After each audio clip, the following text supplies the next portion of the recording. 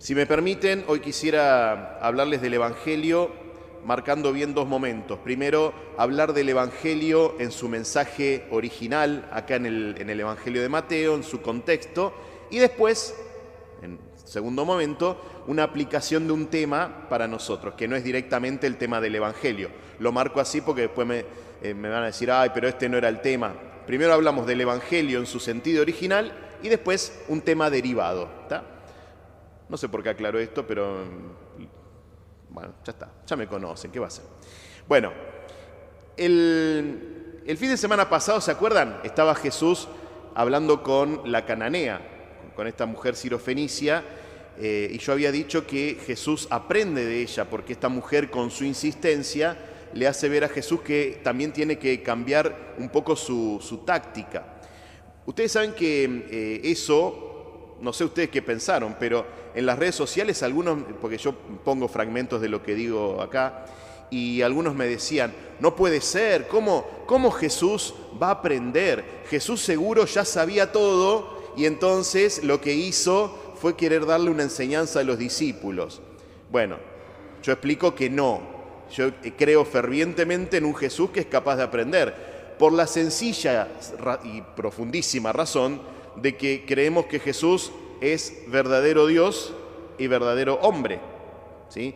Si Jesús no fuese parte de nuestra humanidad, bueno, yo te entiendo que por ahí Jesús sepa todo, pero si Jesús es verdadero hombre, no podemos concebir una humanidad que no aprenda. Entonces, saber qué piensa Jesús o cómo aprende es complejo, pero tenemos que afirmar que Jesús hace los mismos procesos que hacemos nosotros, ¿no? Entonces, en aquel diálogo con esta mujer extranjera, yo creo que Jesús realmente aprende en el diálogo con ella. Acá, en este Evangelio, sin embargo, yo pienso sí que Jesús está siendo un poquito, ¿cómo decirlo? Un poquito no tramposo en el mal sentido, pero le está planteando una cuestión a los discípulos para ver qué dicen. Yo acá en el Evangelio de hoy sí lo veo a Jesús tratando de sacar a ver qué dicen los discípulos para enseñarles algo. ¿Cuál es el diálogo? Jesús les pregunta, ¿qué dice la gente sobre el Hijo del Hombre? ¿Qué opiniones hay? Y la segunda pregunta, la más interesante, ¿y ustedes qué dicen? ¿No? A diferencia del diálogo con la extranjera, yo acá sí veo que Jesús está tratando de hacer preguntas para que los discípulos aprendan algo. ¿Cuál es el sentido de este texto en el Evangelio de Mateo? Hay dos intenciones. Primero, para el grupo de los discípulos, esta orden final. Él les ordenó severamente, miren, severamente, que los discípulos no dijeran que Él era el Mesías. Pero ¿cómo? ¿No se supone que hay que anunciarlo a Jesús? En este momento no. El Evangelio de Marcos es el más duro con esto, pero Mateo recoge algunas de estas cosas que se llama el secreto mesiánico. ¿Qué significa? Vamos a encontrar muchas veces que Jesús le dice a los discípulos, les explica, yo soy el Mesías, pero les dice, no digan nada. También cuando lo ven en la transfiguración dice, no digan nada. En muchos momentos Jesús les dice a los discípulos, no digan esto que hablamos nosotros. ¿Por qué? Porque Jesús quiere evitar que durante su ministerio público la gente se enganche con una imagen de Mesías político o que busca el poder.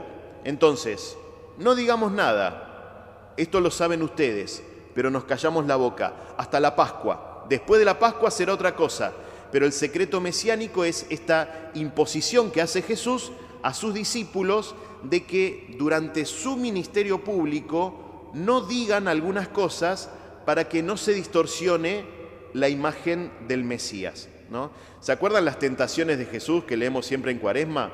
Una de las tentaciones era de hacerlo rey a Jesús, ¿no? De darle todos los reinos de la tierra. Bueno, esta tentación está siempre presente en la gente que lo escucha.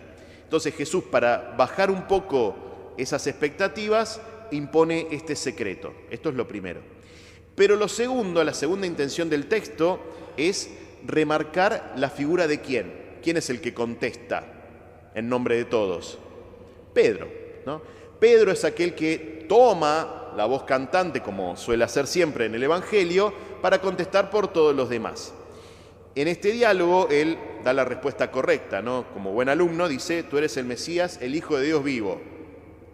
Muy bien, 10 sobresalientes se habrá sacado, ¿no? Jesús lo felicita, pero además, por esta confesión de fe, dice: vos te llamás Simón y ahora tú eres Pedro, y sobre esta piedra voy a edificar mi iglesia. Jesús no tiene un momento exacto en el que diga, bueno, acá empezó la iglesia.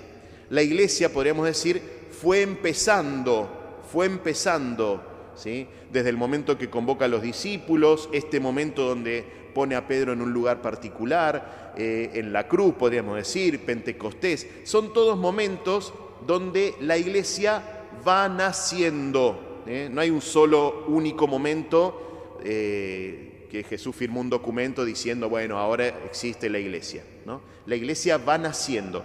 Este momento es un momento muy importante porque Jesús convoca a Pedro para una misión muy particular, ¿sí? La de ser aquel que va a sostener la fe de sus hermanos, aquel que tiene, como va a decir más adelante, confirmar en la fe, ¿no? Esta es la misión de Pedro. Este es el sentido del Evangelio, muy bonito. Un tema que a mí me gustaría, y acá paso a otro nivel como para nosotros, tomo estas preguntas que hace Jesús.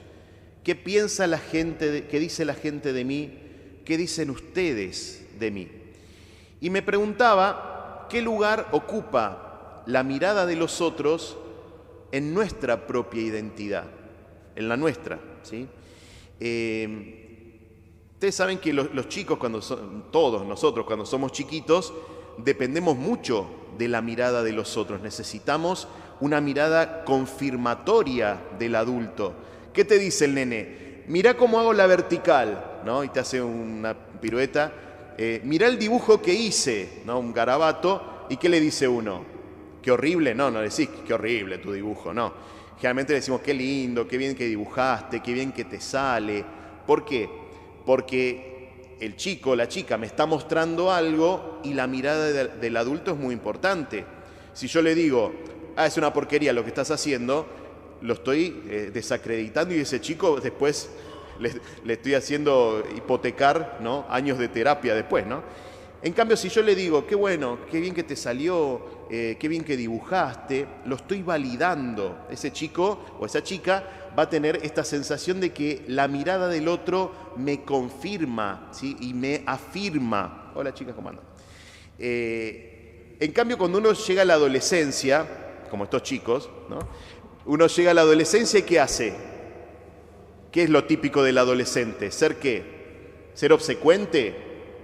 No, el adolescente se rebela. ¿Frente a qué se rebela? Frente a la mirada que los adultos tienen de mí. Yo por ahí hasta la adolescencia estaba repegado con papá, con mamá, con algunas cosas podíamos charlar de ciertos temas, pero cuando llego a la adolescencia necesito diferenciarme. Y entonces, digan lo que digan, yo voy a decir lo contrario, ¿sí? Y ahí viene esta diferenciación con la mirada del adulto. Necesito despegarme. Quiero no depender de lo que el adulto piensa de mí. ¿Ven? Siendo niño, dependemos totalmente de la mirada de los grandes. Cuando soy adolescente, necesito distanciarme. Cuando uno llega a la adultez, espero, nos damos cuenta de que no es ni 100% una cosa ni 100% la otra. Yo no estaría viviendo correctamente mi adultez en este tema si, por un lado, ¿vieron cómo se dice ahora? A mí no me importa lo que dicen los demás. Yo creo que en el fondo es mentira. Yo no creo que haya alguien a quien no le importa absolutamente nada de lo que piensan los demás.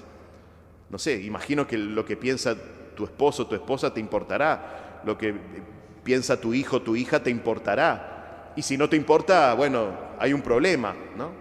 Como tampoco sería sano que un adulto esté todo el tiempo buscando que los demás me confirmen, ¿sí? ¿No es cierto que hice bien? ¿No es cierto que estoy hablando bien? ¿No es cierto que me porté bien? ¿No? Estaríamos como una segunda infancia.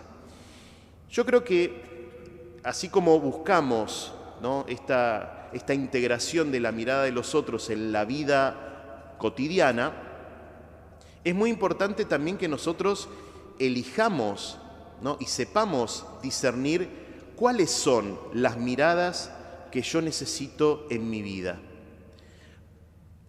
Para un camino de fe, la mirada más importante, creo yo, es la mirada que el Señor tiene sobre mí. Y explico por qué. Para un cristiano, la mirada de Dios es una mirada que va a afirmar mi identidad sin avasallarme, por 3 razones.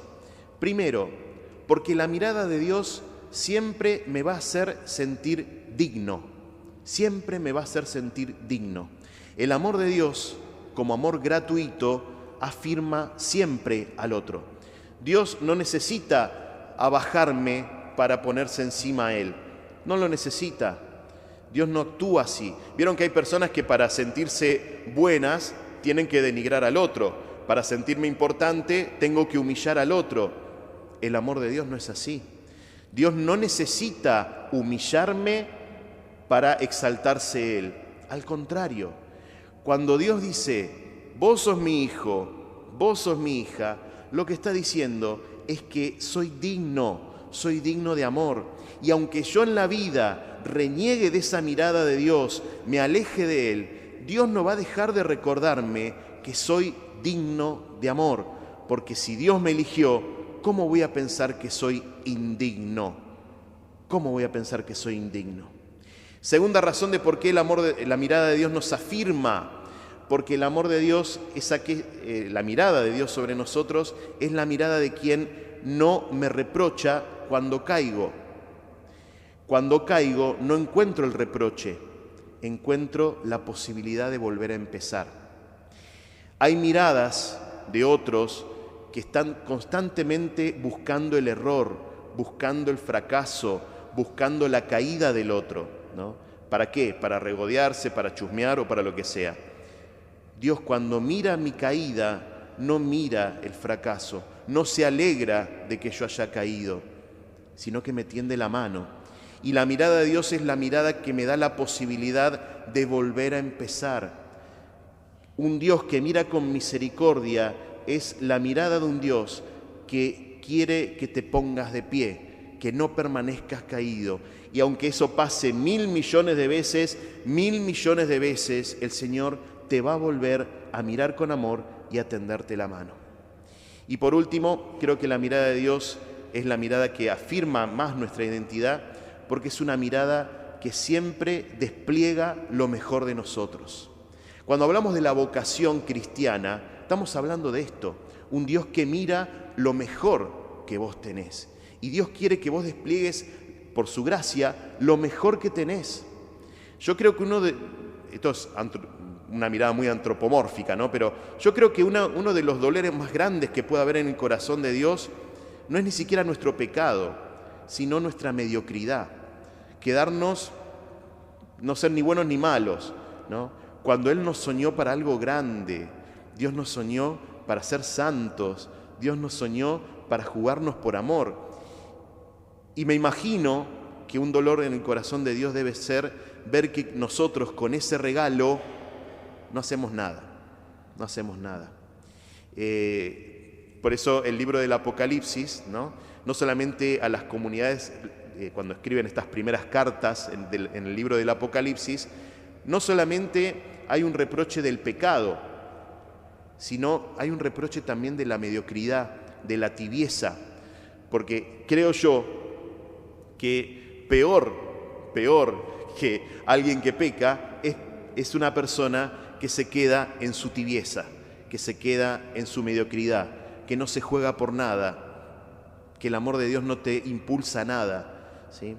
La mirada de Dios siempre busca lo mejor de vos y quiere tu plenitud, y quiere que seas santo y que te juegues por amor. Encontrarnos con una mirada así como la mirada de Dios no puede más que tocarnos el corazón, creo yo.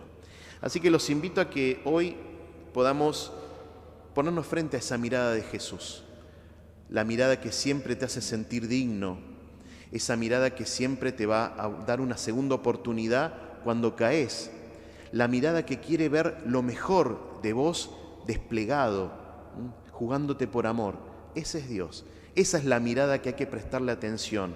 Esa es la mirada que nos reafirma en nuestra identidad.